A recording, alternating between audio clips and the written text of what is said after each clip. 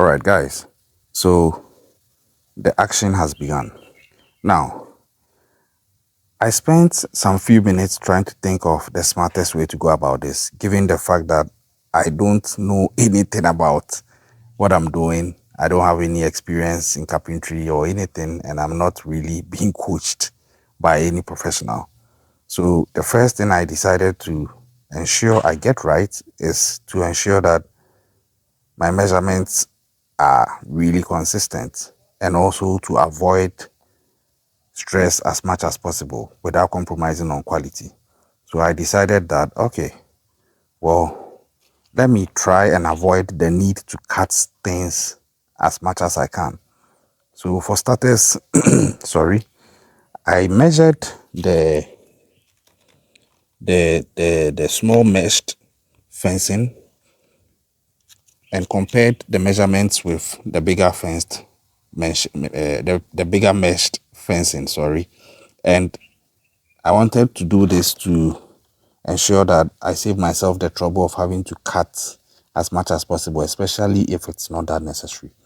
And I've been able to determine that the measurements are basically the same with regards to from this end through to this end, such that they are the same. I just need to measure the length from here through to the other side. And if you notice, you see the wood is also here. So I want to use the full length of this meshing. I'll add a second one that will get to the end of the wood, such that I don't have to cut more wood or more nets.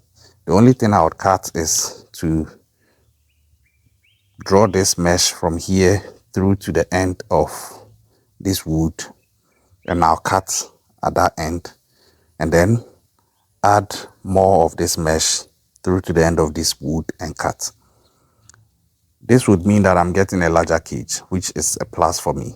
Now here too, with regards to the reason why I compared the measurement from this point through to that point is because I don't want to stress myself cutting in between from the middle just so I can save some space. I can do that and then add that to the other end, but it will mean the cage will be very thin, and chickens need a lot of space to move. Fortunately for me also, I have a big compound, so I think the smarter thing to do for me would be to leave this as the size.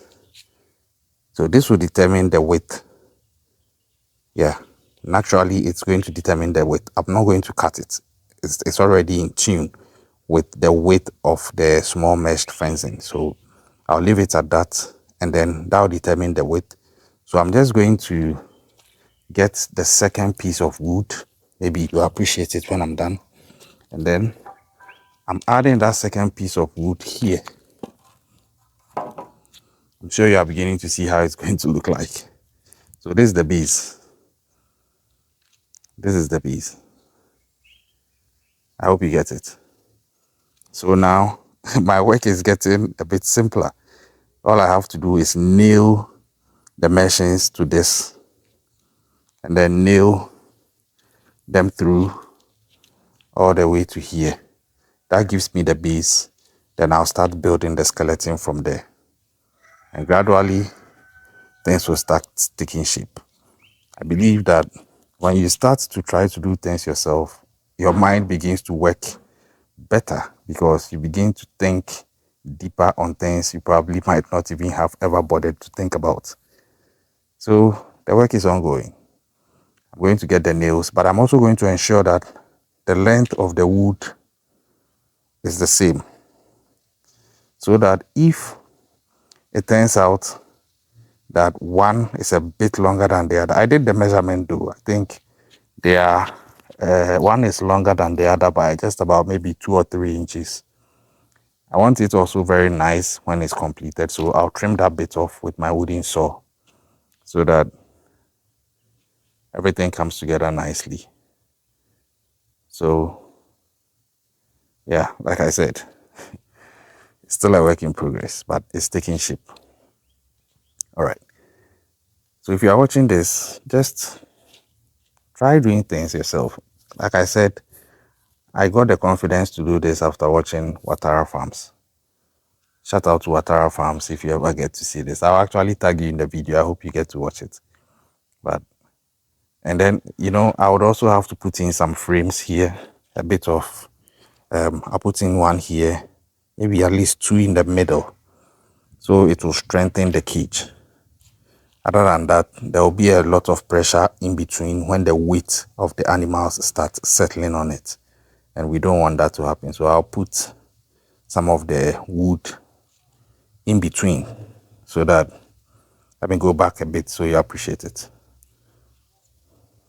Yeah, I hope you can see what I'm seeing. I can already envision how the final look is going to be, and it's marvelous. I love what I'm imagining. I love what I'm envisioning. So DIY is the way to go, cutting your costs, trying to do things as easy as you can.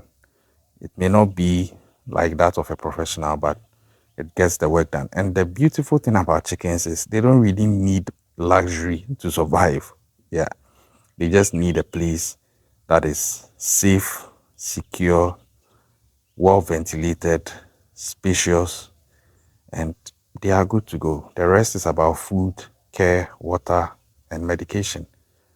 So don't try to spend so much building a beautiful chicken house. You can if you have the money to throw around, but even with that, if you mean it as a business, then you must pay attention to your overhead costs right from the get-go, because if you are spending so much to start a business, then when you are done, you are going to take more time to recoup that expenditure and then now proceed to start trying to make profit.